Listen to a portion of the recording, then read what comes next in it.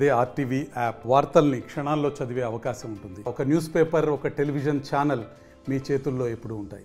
Nalgonda municipal సాధారణ సమావేశం municipal commissioner, municipal chairman అధ్యక్షతన కూడా నిర్వహించారు. ప్రస్తుతము నల్గొండ పట్టణంలో ఎలాంటి సమస్యలు ఉన్నాయి, లోపల ఏం చర్చించారని దానిపై కూడా బీజేపీ కౌన్సిలర్లు ప్రస్తుతం అంతా ఉన్నారు. వారిని తెలుసుకునే ప్రయత్నం చేద్దాం. మరి ఈరోజు నల్గొండ మున్సిపల్ సాధారణ సమావేశం జరిగింది.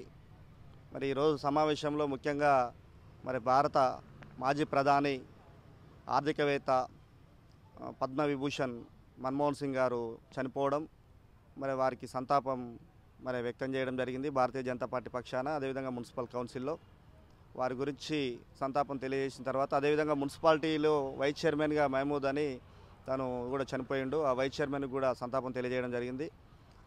నిజంగా తర్వాత ఎజెండా అంశానికి వచ్చినప్పుడు ఈ నల్గొండ మున్సిపాలిటీ మరి గత 4 సంవత్సరాలు టీఆర్ఎస్ అయితేంది, ఇప్పుడు సంవత్సర కాలం నుంచి కాంగ్రెస్ అయితేంది, మరి రాజకీయాలు చేయడం తప్ప మరి నల్గొండ మున్సిపాలిటీ అభివృద్ధి విషయంలో మరి తీరని అన్యాయం జరిగింది.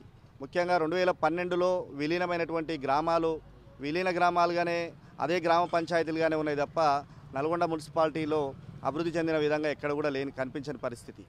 ఇలా అమృత్ కింద దాదాపు ఈ నల్గొండ పట్టణము ఫేజ్ 1, ఫేజ్ 2లో దాదాపు 400 కోట్ల రూపాయలు మరి సెంట్రల్ గవర్నమెంట్ ఫండ్ వచ్చినా, మరి ఈరోజు చూసినట్టయితే శ్మశాన వాటికలు మరి నా వార్డులో ఉన్నటువంటి దుప్పల్పల్లి రోడ్లో ఆ శ్మశాన వాటిక ఓన్లీ బిల్డింగ్స్ కట్టేసి అది శిథిలావస్థలో ఉన్న పరిస్థితి ఉన్నది. అదేవిధంగా మరి ఏదైతే ఓల్డ్ సిటీలో ఉన్నటువంటి పెద్ద శ్మశాన వాటిక ఎంపిక చేసారు, దాన్ని ఎక్కడి పని అక్కడనే పెండింగ్ పెట్టేసారు. పార్కుల పరిస్థితి అదే. ఎక్కడ చూసినా కూడా అభివృద్ధి విలీన గ్రామాలలో ఇలా ఇంకా కూడా చాలా ప్రాంతాలకు మంచినీళ్ళు అందే పరిస్థితి లేదు. వీళ్ళు చెప్తా ఉన్నారు. ఇలా గత 4 సంవత్సరాలు టీఆర్ఎస్ ప్రభుత్వమైనా, సంవత్సరం వచ్చి కాంగ్రెస్ ప్రభుత్వమైనా, మరి చైర్మన్ కానీ ఇక్కడ అధికారులు కానీ మరి విలీన గ్రామాలలో హౌజ్ నెంబర్లు లేక ఇబ్బంది పడుతున్న పరిస్థితి. వాళ్ళకు హౌజ్ నెంబర్లు ఇచ్చే పరిస్థితి లేదు, మరి నీళ్లు పూర్తిగా ఇచ్చే పరిస్థితి లేదు.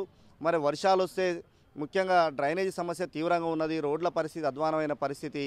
ఈ నల్గొండ మున్సిపాలిటీలో మేము మరి తిరుగుతున్న క్రమంలో అనేక సమస్యలు మా దృష్టికి తీసుకొస్తూ ఉన్నారు. కానీ కేవలం వీళ్ళు రాజకీయాలే.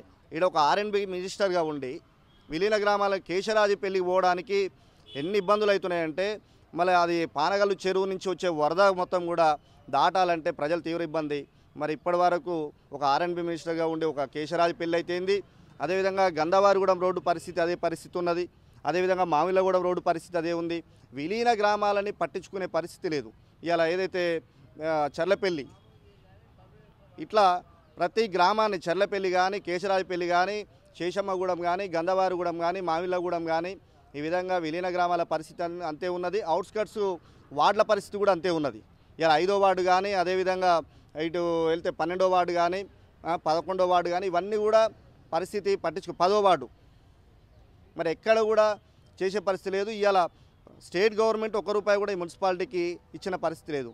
ఏమన్నా 15th ఫైనాన్స్ని ఫండ్ను అటు ఇటు మార్చడం తప్ప, మరి అమృత్కి వెళ్ళి వచ్చిన డబ్బులు తప్ప ఈ రాష్ట్ర ప్రభుత్వము మరి ఏది కూడా పట్టించుకునే పరిస్థితి లేదు. పానగల్లు గత ప్రభుత్వం 110 కోట్ల రూపాయలతోని మరి DPR చేసి జీవో తీసుకొస్తే ఆ ఫండ్ని మళ్ళీ ఇటు మలిచారు. ఈ విధంగా జరుగుతూ ఉన్నది. మేము ప్రజలు ఈ నల్గొండ మున్సిపాలిటీలో ఉన్నటువంటి మేధావులు, యువకులు అందరూ కూడా ఈ అంటే ఇన్ని సంవత్సరాల నుంచి మున్సిపాలిటీని ఇక్కడ మినిస్టర్గా ఉండి, గత 10 ఏళ్ళు అధికారంలో కాంగ్రెస్ ప్రభుత్వం ఉండి, ఇప్పుడు సంవత్సర కాలంలో మరి ముఖ్యమంత్రి స్థాయి నాయకుడు ఉండి కూడా ఈ నల్గొండని అభివృద్ధి చేసే పరిస్థితి లేదు. నల్గొండ పట్టణంలో ఉన్నటువంటి 11వ వార్డులో ఒక విలీన గ్రామం అయినప్పటికీ కూడా ఇప్పటివరకు కూడా కొన్ని కాలనీలలో సరైనటువంటి పైప్ లైన్ లేక మంచినీటి అందక ప్రజలు తీవ్ర ఇబ్బందులు పడుతున్నారు. అదేవిధంగా మన కేటాయించినటువంటి 55 కోట్ల నుండి మా 11వ వార్డులో సీసీ రోడ్లతో పాటు డ్రైనేజ్ కూడా నిర్మించాలని, అదేవిధంగా మామిలగూడ నుండి రాజగులప నుండి మామిలగూడ నుంచి వెళ్ళేటువంటి రోడ్డు అది చాలా తీవ్ర అధ్వానంగా ఉన్నది. ప్రజలు రాకపోవడం చాలా ఇబ్బందులు పడుతున్నాయి. గత నుంచి కూడా 10 సంవత్సరాల నుంచి మేము కొట్లాడుతున్నాము. వెంటనే ఆ రోడ్డుని ప్రారంభించడం కూడా మేము కోరుతున్నాము. ఇంకా చెప్పాలంటే ఒక ట్యాంక్ కడుతున్నాము. ఆ ట్యాంక్ కూడా తొందరలో ఓపెన్ అయితే మాకు బాగుంటుంది. తొందరగా పనులు పూర్తి చేయాలని కూడా మేము కోరుకుంటున్నాం. మరిన్ని వీడియోస్ కోసం ఛానల్ ని సబ్స్క్రైబ్ చేయండి. లేటెస్ట్ అప్డేట్స్ కోసం వాట్సాప్ ఛానల్ ని ఫాలో చేయండి. అండ్ లింక్ డిస్క్రిప్షన్ లో ఉంది.